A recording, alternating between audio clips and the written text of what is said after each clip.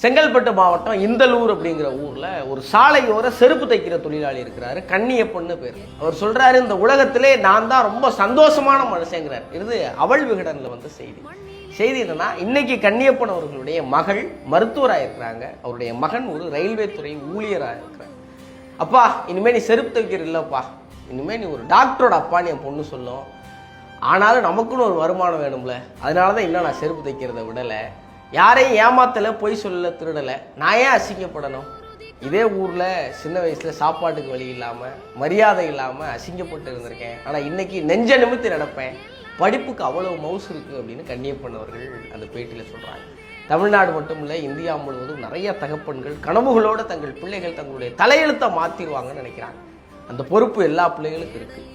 நீங்கள் கடுமையாக படித்தா, நல்லா உழைச்சா, உங்கள் தலையெழுத்து மட்டும் கிடையாது, உங்கள் பெற்றோர்களுடைய உங்கள் முன்னோர்களுடைய தலையெழுத்தையும் மாற்றி எழுதுகிற திறன் உங்களுக்கு இருக்குது. கவிக்கு அப்துல் ரஹ்மான் சொல்கிற ஒரு கவிதை எனக்கு ரொம்ப பிடிக்கும். என் தலையில் யாரோ எழுதி கொண்டிருந்தார்கள், உற்று பார்த்தேன், நான் தான் அப்படின்னு சொல்லுவார். உங்கள் தலையெழுத்தை நீங்கள் எழுதலாம், எழுதுங்க. எல்லோருக்கும் என் வாழ்த்துக்கள்.